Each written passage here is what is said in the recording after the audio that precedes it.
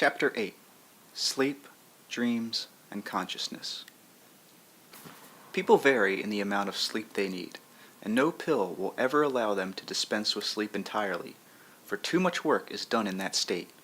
However, this could be done far more effectively with 2 rather than 1 sleep periods of lesser duration.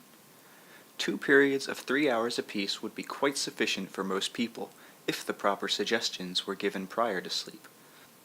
Suggestions that would ensure the body's complete recuperation. In many cases, 10 hours sleep, for example, is actually disadvantageous, resulting in a sluggishness both of mind and body. In this case, the spirit has simply been away from the body for too long a time, resulting in a loss of muscular flexibility. As many light snacks would actually be much better than 3 large meals a day, so short naps rather than such an extended period would also be more effective. There would be other benefits. The conscious self would recall more of its dream adventures as a matter of course, and gradually these would be added to the totality of experience as the ego thinks of it.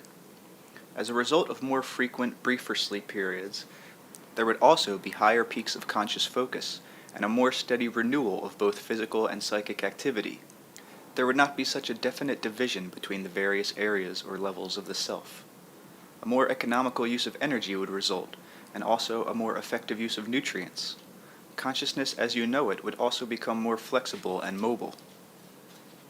This would not lead to a blurring of consciousness or focus. Instead, the greater flexibility would result in a perfection of conscious focus. The seeming great division between the waking and the sleeping self is largely a result of the division in function, the two being largely separated, a block of time being allotted to one and a larger block of time to the other. They are kept apart then because of your use of time. Initially, your conscious life followed the light of day. Now, with artificial light, this need not be the case. There are opportunities here, then, to be gained from your technology that you are not presently taking advantage of. To sleep all day and work all night is hardly the answer. It is simply the inversion of your present habits. But it would be far more effective and efficient to divide the 24-hour period in a different way. There are many variations, in fact, that would be better than your present system.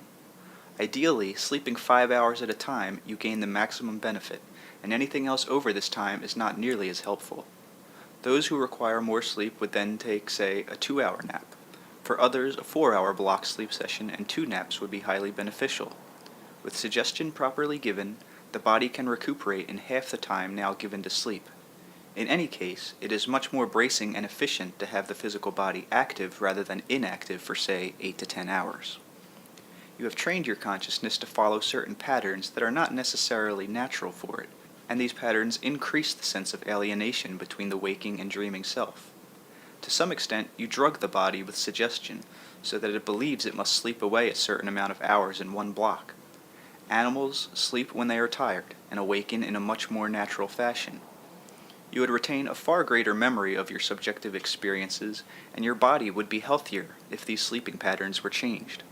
6 to 8 hours of sleep in all would be sufficient with the nap patterns outlined, and even those who think they now need more sleep than this would find that they did not, if all the time was not spent in one block. The entire system, physical, mental, and psychic, would benefit. The divisions between the self would not be nearly as severe. Physical and mental work would be easier, and the body itself would gain steady periods of refreshment and rest. Now, as a rule, it must wait, regardless of its condition, at least for some 16 hours. For other reasons having to do with the chemical reactions during the dream state, bodily health would be improved, and this particular schedule would also be of help in schizophrenia, and generally aid persons with problems of depression or those with mental instability. Your sense of time would also be less rigorous and rigid. Creative abilities would be quickened, and the great problems of insomnia that exists for many people would be largely conquered. For what they fear is often the long period of time in which consciousness as they think of it seems to be extinguished. Small meals or snacks would then be taken upon rising. This method of eating and sleeping would greatly help various metabolic difficulties and also aid in the development of spiritual and psychic ability. For many reasons, physical activity at night has a different effect upon the body than physical activity during the day, and ideally, both effects are necessary.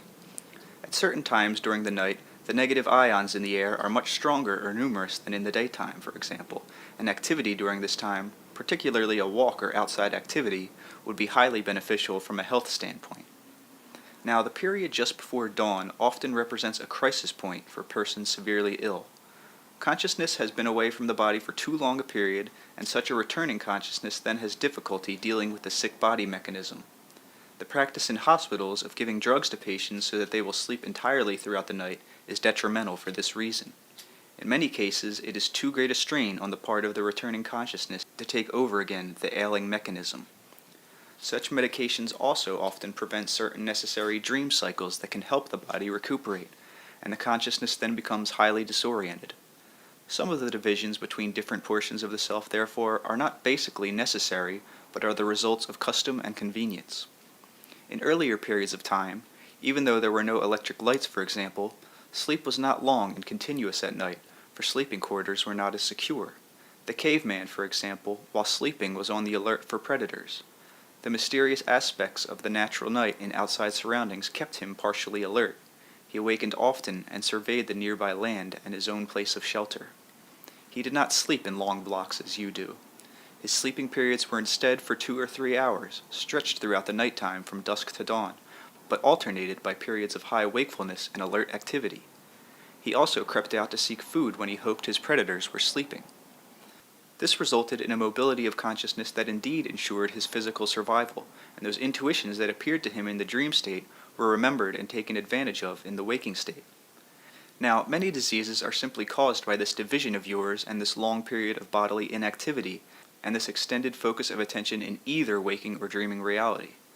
Your normal consciousness can benefit by excursions and rest in those other fields of actuality that are entered when you sleep, and the so-called sleeping consciousness will also benefit by frequent excursions into the waking state. I bring up these matters here because such changes in habitual patterns would definitely result in a greater understanding of the nature of the self. The inner dreaming portions of the personality seem strange to you, not only because of a basic difference of focus, but because you clearly devote opposite portions of a 24-hour cycle to these areas of the self. You separate them as much as possible. In doing so, you divide your intuitive, creative, and psychic abilities quite neatly from your physical, manipulative, objective realities. It makes no difference how many hours of sleep you think you need. You would be much better off sleeping in several shorter periods, and you would actually then require less time. The largest sleep unit should be at night, but again, the efficiency of sleep is lessened, and disadvantages set in after 6 to 8 hours of physical inactivity. The functions of hormones and chemicals, and of adrenal processes in particular, would function with far greater effectiveness with these alternating periods of activities as I have mentioned. The wear and tear upon the body would be minimized, while at the same time all regenerative powers would be used to the maximum. Both those with a high and low metabolism would benefit. The psychic centers would be activated more frequently, and the entire identity of the personality would be better strengthened and maintained. The resulting mobility and flexibility of consciousness would cause an added dividend in increased conscious concentration, and fatigue levels would always remain below danger points. A greater equalization, both physical and mental, would result. Now, such schedules could be adopted quite easily. Those who work the American working hours, for example, could sleep between 4 to 6 hours an evening, according to individual variations, and nap after supper. I want to make it plain, however, that anything over a 6 to 8 hour continuous sleeping period works against you, and a 10-hour period, for example, can be quite disadvantageous. On awakening, often then you do not feel rested, but drained of energy. You have not been minding the store. If you do not understand that in periods of sleep your consciousness actually does leave your body, then what I have said will be meaningless. Now, your consciousness does return at times to check upon the physical mechanisms, and the simple consciousness of atom and cell, the body consciousness, is always within the body, so it is not vacant. But the largely creative portions of the self do leave the body, and for large periods of time when you sleep. Some cases of strong neurotic behavior result from your present sleeping habits. Sleepwalking, to some degree, is also connected here. Consciousness wants to return to the body, but it has been hypnotized into the idea that the body must not awaken. Excess nervous energy takes over and rouses the muscles to activity, because the body knows it has been inactive for too long, and otherwise severe muscular cramps would result. The same applies to your eating habits. By turn, you overstuff and then starve the tissues. This has definite effects upon the nature of your consciousness, your creativity, your degree of concentration. Along these lines, for example, You do literally starve your bodies at night and add to the aging of your bodies by denying them food throughout those long hours. All of this reflects upon the strength and nature of your consciousness. Your food should be divided within the 24-hour period, and not just during the times of wakefulness. That is, if the sleep patterns were changed as I suggest, you would also be eating during some night hours. You would eat far less at any given mealtime, however. Small amounts of food much more frequently taken would be much more beneficial than your present practice in physical, mental, and psychic terms. Changing the sleep patterns would automatically change the eating patterns. You would find you were a much more united identity. You would become aware of your clairvoyant and telepathic abilities, for example, to a far greater degree, and you would not feel the deep separation that you now feel between the dreaming and waking self. To a large degree, this sense of alienation would vanish. Your enjoyment of nature would also increase, for as a rule you are largely unacquainted with the night time. You could take much better advantage of the intuitional knowledge that occurs in the dream state, and the cycle of your moods would not swing so definitely as it often does. You would feel much safer and more secure in all areas of existence. The problems of senility would also be reduced, for stimuli would not be minimized for so long a time, and consciousness, with a greater flexibility, would know more of its own sense of joy.